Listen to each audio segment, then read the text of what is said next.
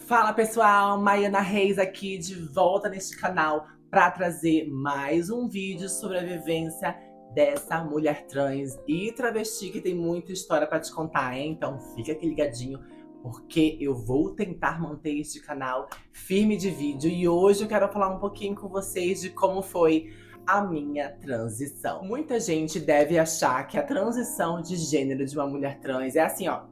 Piscou, bateu o dedo, estalou, acabou, já estou aqui belíssima. Linda, maravilhosa, cheia de procedimentos, cheia de cirurgia ou não, ou quer tomar hormônio ou não, mas não é nada disso, mana. A transição de gênero, seja de uma mulher trans ou de um homem trans, com certeza é um processo muito lento e de autoconhecimento, né? A gente tem que se entender como uma mulher ou um homem trans nessa sociedade é muito difícil. O primeiro fato que eu vou logo falando pra vocês é que eu sou de Belém do Pará e Manaus. Eu falo que eu sou dos dois ali, de Belém da Amazônia. Eu tive muito dessas duas culturas na minha veia, na minha cultura manauara e paraense está comigo e eu levo aqui na minha casinha. Quem sabe eu não faço um tour por aqui na minha casinha pra mostrar pra vocês. Mas voltando ao assunto transição, lá no norte, as informações não chegam tão rápido, né, quanto aqui em São Paulo. Então, com certeza, os meus pais, a minha família, não tinham a mínima noção do que era ser uma mulher trans há 30 anos, 25, 28 anos, né?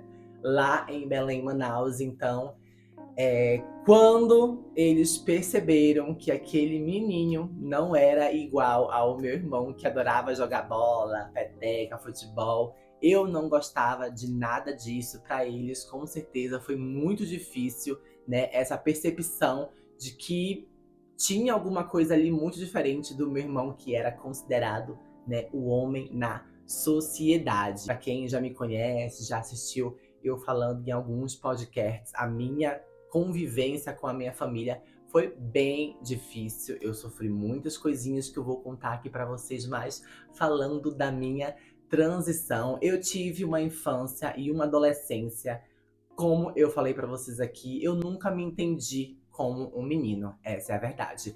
Eu sempre olhava para as minhas coleguinhas no colégio, olhava para as minhas primas, para as minhas tias, e eu me via como uma mulher. Eu sempre fui uma menina, desde criança. É tão nítido isso nas minhas fotos. Eu vou tentar colocar aqui uma fotinha minha quando criança e quando mais adolescente, para vocês verem que eu já era uma pessoa bastante afeminada. As pessoas na rua falavam, a sua filha é linda. E aí minha mãe, não, ele é menino, não é isso. Então eu confundia, né, a cabeça das pessoas quando jovem e criança. Então, para mim, como Maiana, na minha cabeça, eu nunca fui um menino.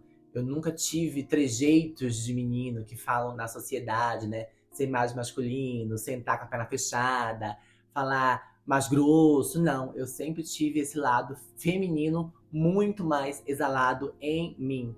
Tanto na escola, quanto no meu âmbito familiar também. As pessoas viam que eu era muito diferente, então na minha cabeça foi mais fácil me entender como uma mulher que eu sou hoje, né? Mas voltando para falar da minha cultura, da minha região do norte, eu não tive nenhum tipo de pessoa trans que eu me inspirasse naquela época. Eu não tinha uma vivência com mulheres trans e travestis. Eu só fui ter essa noção do que é ser uma mulher trans e travesti quando eu cheguei aqui em São Paulo com 18 e 19 anos. Antes disso, eu quero falar aqui pra vocês, como eu falei, eu sempre fui muito afeminada. Eu sempre usei calça colada, eu sempre usei sandalinha mais unissex, blusinha mais apertada. Então, mesmo sendo considerado gay nessa época, eu sempre fui visto como uma menina pela sociedade. Eu sempre fui muito feminina. Então, isso me ajudou muito. Eu digo que são privilégios e acessos de não ter pelo, de não ter tido muito músculo, de não ter tido barba. Então, eu nunca tive esse lado mais que a sociedade fala que é masculino corporalmente, né? Músculos saltando. Eu nunca tive. Eu sempre tive um cabelo grande, porque eu tenho uma descendência indígena também. Então, meu cabelo é um cabelo mais cheio, né? que muitas mulheres indígenas têm o cabelo grande, longo, cheio, preto, e meu cabelo natural é preto. E para mim foi bem fácil me entender na sociedade e me entender como Maiana, como uma mulher trans. O que foi mesmo difícil foi para a minha família entender isso. E aí, chegando aqui em São Paulo, quando me deparei com muitas personalidades, muitas referências do que é um corpo trans e travesti, eu olhei e falei: é isso que eu sempre fui na minha vida, é isso que eu sou.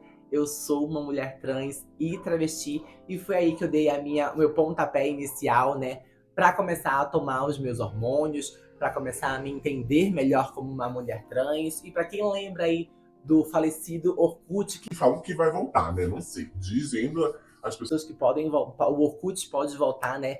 Eu sempre fui muito ativa naquelas páginas e comunidades que falavam sobre hormônios, né? Que tinham outras mulheres trans ali falando sobre a sua vivência, e eu acabei absorvendo muito isso. Eu acabei absorvendo muitas informações ali naquela página que me deram muitos acessos a outras coisas. Logo no início, eu não tinha nenhum tipo de como é que fala pra vocês? Acompanhamento médico. Não tinha, então, desde o primeiro hormônio que eu coloquei em mim, foi o hormônio dito pela minha amiga, a minha outra amiga trans, que falava: ó, Maiana, coloca esse aqui que vai ser legal em você, coloca aquele lá que não vai ser, cuidado com aquele, não pode tomar muito porque pode dar problemas ali. Então, eu sempre pensei na minha cabeça que eu tinha que ir devagar. E esse é um conselho que eu dou até hoje para minhas manas trans travestis que falam que estão começando agora a se harmonizar. Vá com cuidado, mana, pelo amor de Deus. Não vá se aplicando um monte de coisa, porque é complicado. Hoje, graças ao bom Deus, em muitas políticas públicas, nós temos sim acesso ao SUS, né, da nossa terapia hormonal. Então, se você for em alguma UBS, pegar um encaminhamento, você consegue sim, de graça pelo SUS, esses medicamentos. Não é tão fácil, porque, né, a gente sabe como é que é o SUS, porém, é sim um órgão que ajuda muito a nossa transição hoje em dia, né? Você consegue pegar por lá muitos medicamentos que são um pouco caros hoje em dia, né? Algumas mulheres trans não têm esse acesso, então é maravilhoso saber que pelo SUS você consegue sim, né, esse tipo de medicamento. E eu fui tomando meio que na loucura. As minhas manas trans falavam para eu tomava, eu me injetava, eu colocava adesivo. E eu nunca tive nenhum tipo, assim, de efeito colateral, vamos dizer, mais grave, assim, em relação aos meus hormônios. E eu sempre fui sentindo os hormônios muito lento fazendo efeito em mim. Sempre foi muito devagarzinho. Eu via o meu corpo modulando ali, os meus seios crescendo, a minha perna inchando, eu ficando mais inchadinha, né? Que isso que traz mais o aspecto que a sociedade lida como feminino, né? Que é o corpo um pouco mais inchado.